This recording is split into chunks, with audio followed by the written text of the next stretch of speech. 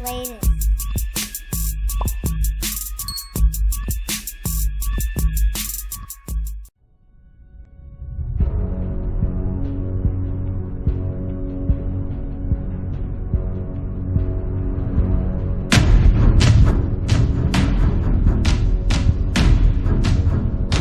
Play it, daddy.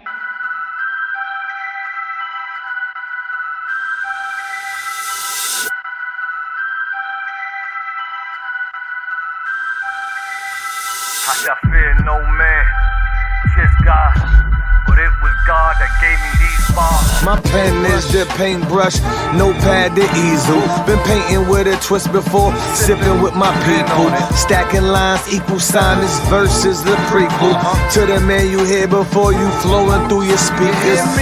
Hempstead Nights, silky slim with the pearly whites. Earned a rep being smooth with the ladies. Plus could fight, kept the knife in his inside coat pocket. 22 strap on his ankle as another option. Protege of Chocolate Tay and OG from around the way. Used to run numbers and push yay. No Yeezy. Walt, what's your thoughts about the album? Any song that jump out?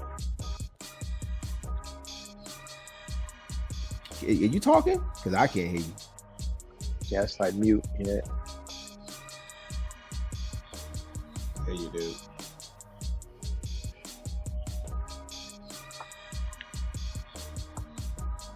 You sounded perfect earlier.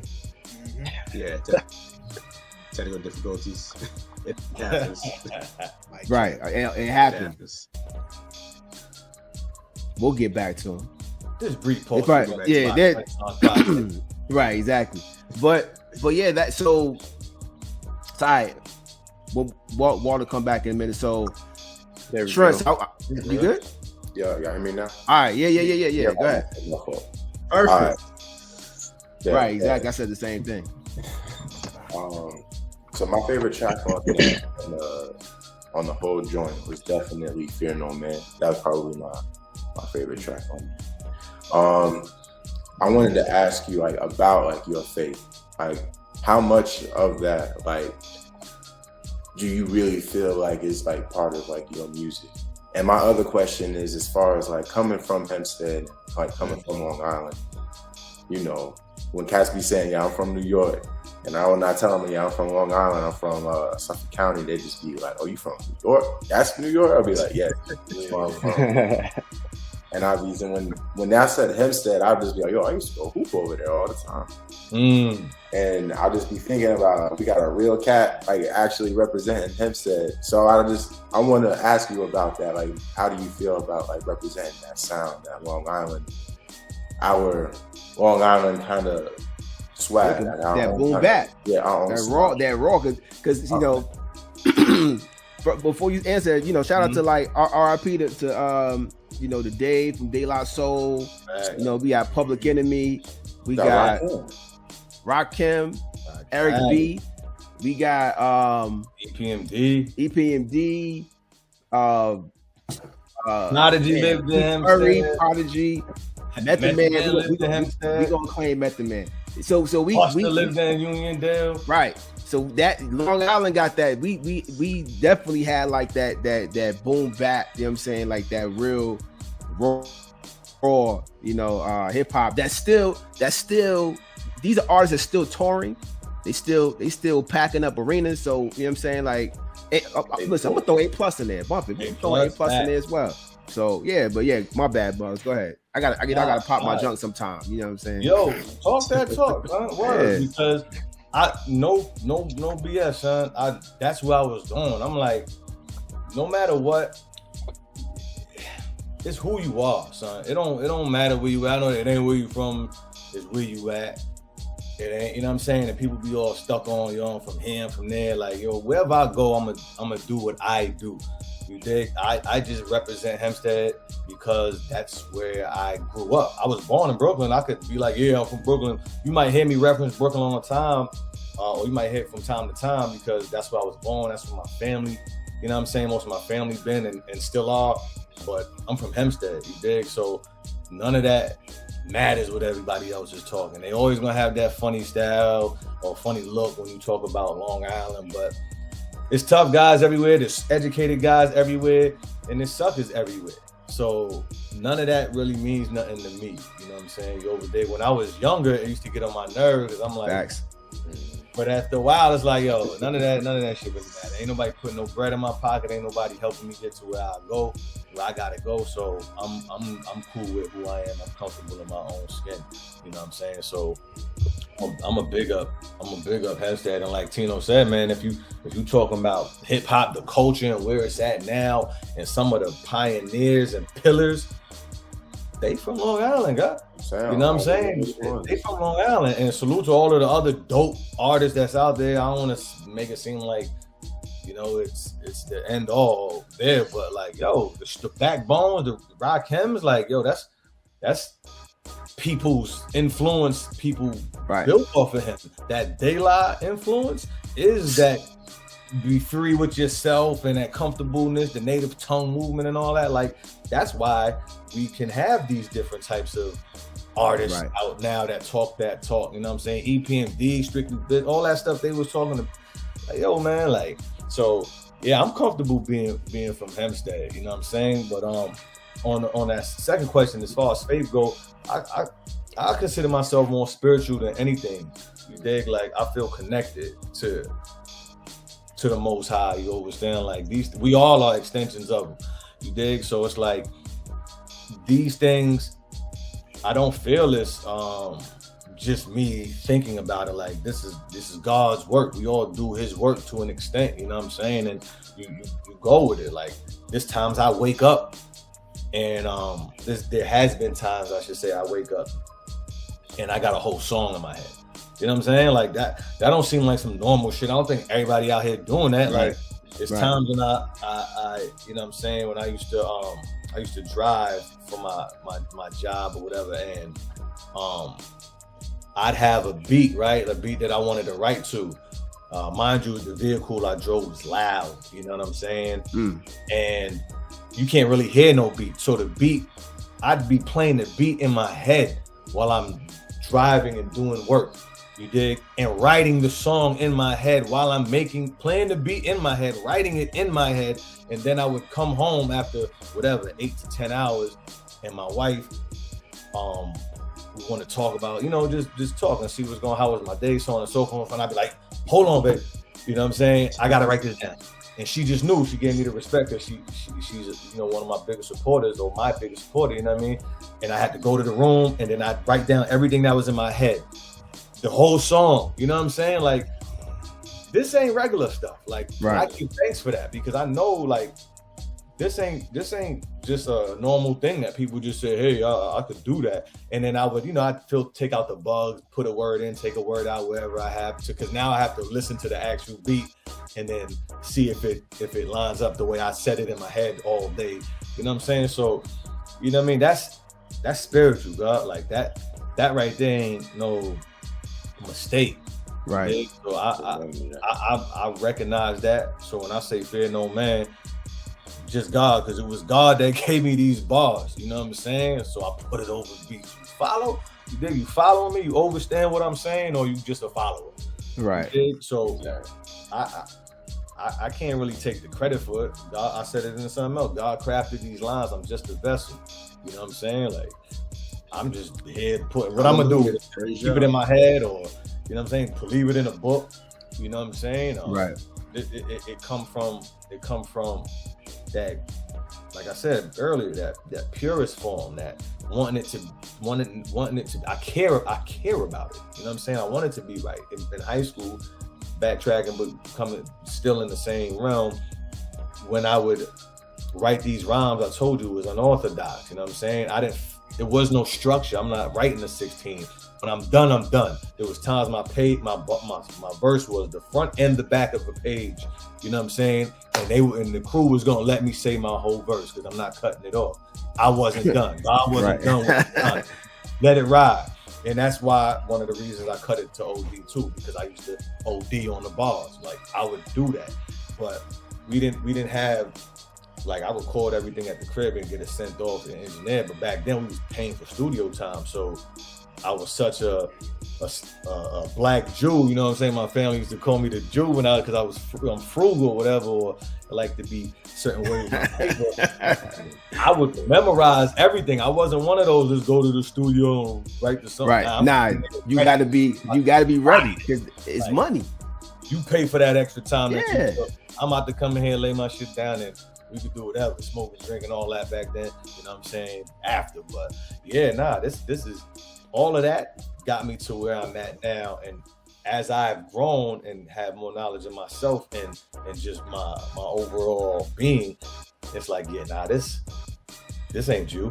You know what I'm saying? This ain't just coming because, you know what I'm saying? Like this is God, son. Like God put that down. So I'm just thankful I'm able to continue to deliver it. You know what I'm saying? I'm gonna tell you something. I want to tell you something crazy. So, well, I'm gonna piggyback off Faith, staying in that realm of God, right? Mugz, when did you go to the University of Buffalo? When did you go? Chill, son. Why you trying to put on my bad. Okay. Nah, you good. 2000. So I was there 2000. All right. So this is what I'm saying. I'm about to give you a whole roadmap. I was just thinking about this earlier. I met Mugz. This is 4th grade. I met Mugz 4th grade. So 4th grade got to be like 80, 89, somewhere in there. 89, 90, somewhere 90, in there, right? Early 90s. 90. So fast forward, because I used to rap. I didn't rap, I wrote, right? I had aspirations to be a producer, right? I wanted to be like Diddy, all of that. Fast forward, take that. I moved to Georgia. I meet Trem. Meet Trem in 2002, 3, right? 2003 somewhere. 2 or 3. Yeah. So while Mugz is rapping at University of Buffalo, I beat Trem. Me and Trem got an instant connection. We already know what we about to do. We know Trem is probably just starting producing, and you know I still got my dreams of being an executive producer because I knew like I can rap, but I knew my place was behind the scenes. I knew that my place was behind the scenes to push somebody as far as I could, because my thought of what music is, it was I believe it was for somebody great that can rap great, right? And I see it. I can't explain to you how I see things. It's just crazy how things come to me, right? And how they fit like puzzle pieces for somebody else. I love it. Like it's a beautiful thing. So I always had that. And so like shout out to Ib Nice. We just had Ib on there. Me and Trim had a label called The Vinyl. We had artists, you know, we did all of that. That broke up. Fast forward, me and Trim went to the military, you know, and I just stopped. I got married, had a baby. He got married, had a baby. So fast forward, me and Trim linked back up. And I start this podcast. But in the midst, I'm like, yo, Trim, we need to start our multimedia company that we already did. You know what I'm saying? Like, and then I do something that's out of my comfort zone. I do the Instagram Live. That's the first and last time I ever been on Instagram Live. It probably won't happen again. I don't know. Depends. But wait, it wasn't the last time. You did it once. You did it twice. It wasn't the last time. Oh yeah, I forgot. We did it twice, right? But here's the thing. The reason why I did that Instagram Live because I wanted Mugz. I wanted Mugz because I knew I needed Trim to have an artist that I know fit him. That's the reason why I did that. I did it for that, for the reason to like get artists, but I wanted Mugz. And I knew Mugz Muggs just wasn't going to rock with anybody. You had to prove yourself. Trim, and that was my way of getting them connected and getting Trim comfortable enough to be like, all right, I'm gonna hit him up. You know what I mean? So just staying on faith. That was my faith in that was gonna work, and it worked. And you know what I'm saying? It worked. And just kind of traveling back to the album. Shout out to Scott. He's the one that did I went to school with Scott. That's my brother, man. And he did the album cover. And he did Fear No Man. He cleaned the Fear No Man up for us, and he did the Paint My Picture. That's another thing that just came to me. That the whole having it in a frame, and I wanted the reason why the album cover is purple, because I wanted this to be Muggs' purple tape. I wanted this to be his purple tape. The universe is a place. It's like it's almost like it's a place where it's like the lost place that all of the times that we had, the 90s, the 80s. I feel like it's in this lost universe that we may not get back, but it's a place that we can still go. You know what I'm saying? A place that we can still go to hear what we like to hear. You know what I'm saying? Like, y'all may not be out there, but we out there in that universe that we still there. You know what I'm saying? So that's the vision. That's why I chose that. You know what I'm saying? To be like, you know what I'm saying? Just this place. And then, hopefully, I was hoping like, you know what? It seems like that picture will connect to the whole album. You know what I'm saying? The way it starts off. Like I'm saying, like y'all heard the album, Make It Feel. Trim, that's my favorite, one of my favorites, man. That's one of my favorites. Trim, tell us about like the making. One of my favorites too. Yeah, tell us about how the making of that beat though. Like that beat is crazy. That beat is very dope. Yeah. Well, first, I definitely, since you mentioned about faith and everything, after we broke from back with the vinyl, when I went into the military, I had stopped. I thought it was just nothing but a hobby of doing it, because I just stopped making music. I didn't make it at all, anything like that. And I ran into Troy because we were stationed and everything. But at the time when I ran into him, I didn't know he did music either. I just knew when I met him, something sparked. Like, I knew we had something in common. I didn't know what it was at the time. I didn't know he did music until I left Travis when we were stationed out in California. So I get ready to go. I'm in North Carolina. I get ready to go on a deployment. And I'm like, I kind of get like a feeling like I want to do music or whatever. So like I get like a mini keyboard, and I'm looking online. I find out he does music. I'm like, okay, cool. So we started linking up with some stuff like that when I was deployed. But when I came back from that deployment, I put it down again because I wasn't thinking about anything else. I didn't see it as something bigger than what it was. So fast forward 2018. My wife passes because she died of cancer, and looking for a way to cope. For some weird reason, I picked up. I dove into making music, because it was a way for me to cope through dealing with the loss of her. And for some weird reason, stuff was just coming out where it was just like I was feeling it all again. Everything that you guys heard on that album, it was made over a phone. I made everything on a phone through GarageBand. There's only 3 beats on that. There's only 3 beats on that whole entire album that's not made off of a phone. But everything else that I sent him and everything else that I was messing with, it was just go through my phone on GarageBand. That was the only thing I had, because I didn't have equipment or anything like that. So I reached to the first thing I had to try to see if I could use that to kind of like, be therapy for me. And it turned into what we have here. Yeah, none of this stuff was planned out to where it happened the way it is, and this all comes full steam.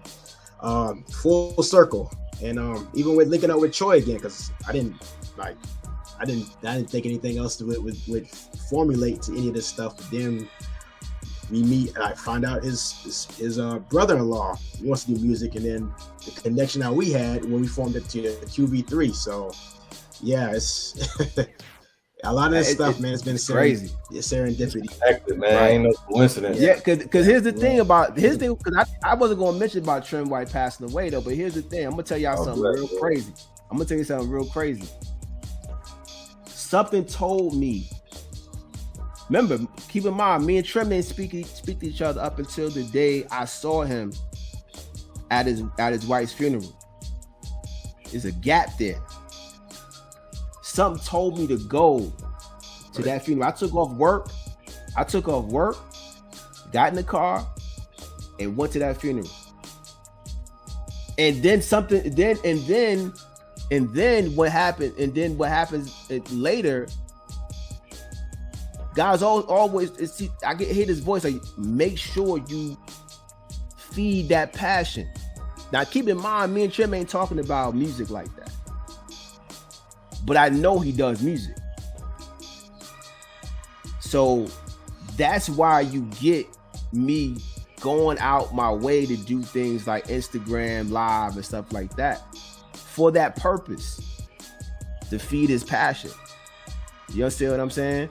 Mm-hmm. And the connection, that's why I say all this, going back to what Walt said, it's faith. You know what I'm saying? It's nothing but God. Everything's connected, and you get the Renaissance project. You know what I'm saying?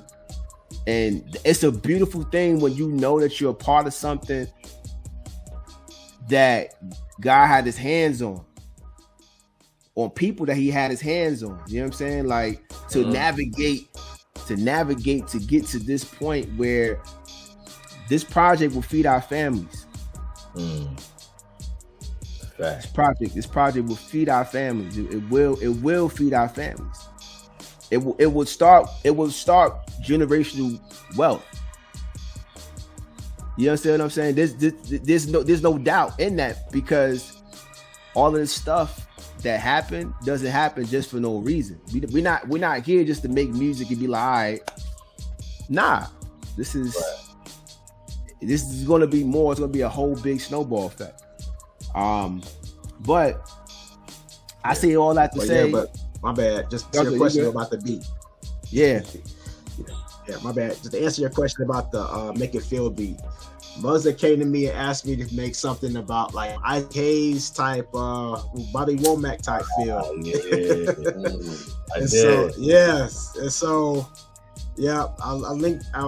went and linked up with I'm doing the holidays with Mark and Troy at Troy's place, man, up in where was we in Indiana at the time.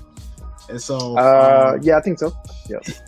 Yeah, and so I met there in the kitchen on a stool at his table, making a track just off the inspirations, because I listened to some Isaac Hayes and some Bobby Womack, and of course I had my equipment finally with that, and I whipped it up, man. Of course I put alter ego alien at the time of it, because it made me go into a different direction, which I want to say for future projects. Trim whiskers, but yeah, that's how we do it for that. You guys, listen, man. Man. Y'all think this is cute. Y'all think this is fun. I got to deal with this in real life. Troy got to deal with this in real life. They ain't heard nothing. They ain't heard the 8 title tracks, the 8-word tracks. They ain't got that yet. It's coming though. Tino, I'm not gonna lie. I'm encouraging it. So. See, I know you are. It's like you throwing a rock and then you get to go home. I gotta deal with this. Man. But the cool thing is, Mugz, what he did was one of my favorites. The titles I use, he used the titles for the album. That's one of the best things. Mugz. That's what makes it perfect. Mugz encouraging it too. Make it feel. That's the name of the beat though. Was Make It Feel, right? Yeah, it was.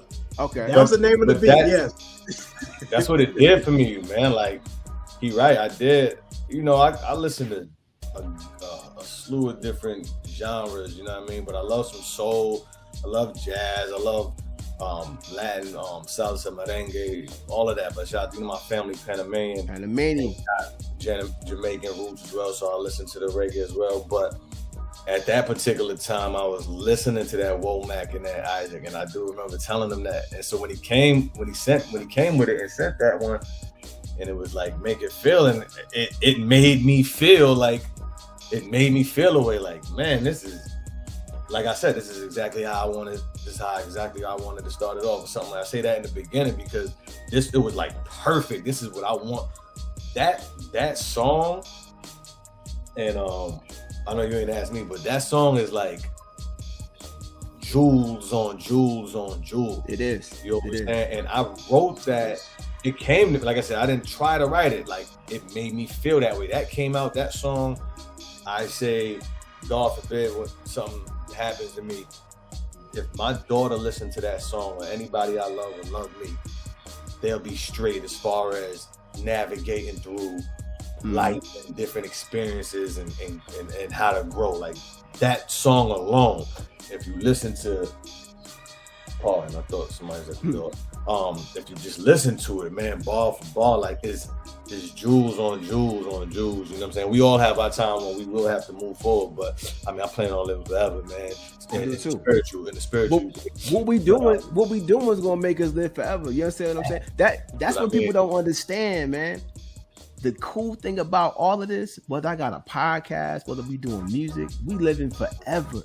And ain't nothing you can do about it. You know what I'm saying? Like we here forever, you know what I'm saying? My daughter would, she could press play and see her daddy all the time. You know what I'm saying?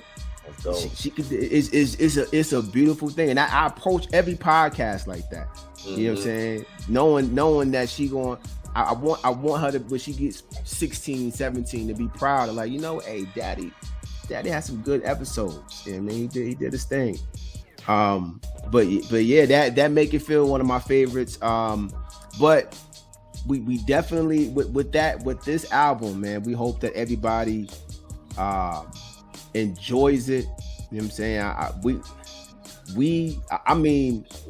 We put our heart into it, and all our ideas, you know what I'm saying, everything that we had, you know what I'm saying? My goal in this whole project for me personally is to have Trim back, to have Mugz back 100%. I felt like I wanted to be the server. And see, that's the problem with a lot of people. Everybody want to be a star. They don't want to serve people. When Mugz said, hey, can you do X, Y, and Z with the album cover? Hey, can you do this? Can you do this? I'm here to serve Mugz. I'm here to serve Trim. You know what I'm saying? You gotta be a servant. Somebody gotta serve. Everybody else can't. If you got a whole restaurant, who's the waiters? Who gonna prepare? You know what I'm saying? Who preparing the dishes? You know what I'm saying? And that's how I felt. Filet mignon. Yeah, you know what I'm saying? Ain't nobody. So that was my contribution in this whole thing. You know what I'm saying? To be the servant, man. So, but I hope everybody loves it, man. That's big, son. That's big and humble of you. You know what I'm saying? A lot of people, like you said, won't want to do it. Man. Nah, man. It's important. It's important to you.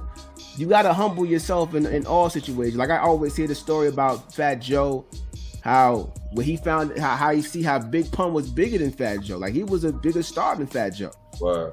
Fat Joe had to humble himself. Was like, all right, yo, this is what it is. Then let me make sure he has this and make sure he has that. He had way more money than Fat Joe did at the time. You know what I'm saying? But you got to know your place. When the moment comes, you got to know where your place is. Because anything else, if you do anything else other than that, then you a hater, because you probably going to resent the fact that person's a star and you're not. And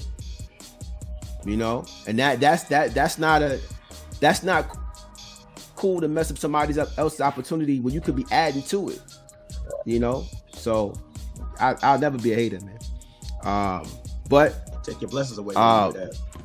Exactly. So listen, I won't be too long with on the album, but I wanted to have a conversation about this album to make sure that at least we give them a little taste, some stories about what the album is, you know, the background behind it. I hope, you know, like I said, I hope everybody go out there and get it, man. I'm sure y'all go listen. We gonna promote the heck out of this because you know what? Y'all buy garbage anyway. Y'all might as well buy something. Y'all been eating candy for a long time. Yeah, you know what I say, son? It's like this is home cooked. You dig? Right. Don't deal with the fast food. Y'all, they be eating too much fast food, and each his Right. own. Because I know it tastes good, but ain't nothing Right. like the home cooked, son. Ain't Hey. nothing like the home cooking. I'm gonna tell you something that ties that real quick. Like today, we went to church. My wife put the slow cooker on. That crock pot. Put the turkey wings in there. Yeah, she put the turkey wings. She had the cabbage. She had some I forget some beans. It was, man, rice. Me and my daughter in here tearing it up. But it wouldn't have been as good if she didn't have it in that slow cooker, man. This album was in the slow. It was in the slow cooker. This album is 2 years old. This was birthed from the pandemic. And here it is. You know what I'm saying? We serving y'all the Thanksgiving dish. They got all the fixings. You know what I'm saying? I hope y'all enjoy it. You know what I'm saying? So Great things take time. Great things. Exactly. Exactly, man. Amen. Exactly.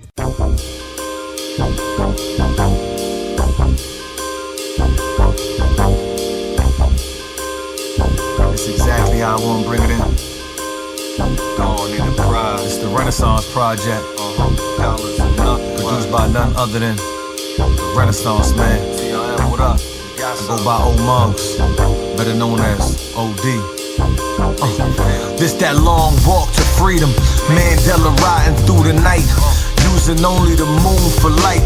Illuminate the path like art in the eyes of the artist. If I ain't Arctic, tell me who colder. For years carried death on my shoulder. Let it go, lighten the load. Now I carry life through my soul. No Pixar, my bro Cash told me he may move the guitar. Raising seeds around billionaires, that's music to my ears. Like the shape of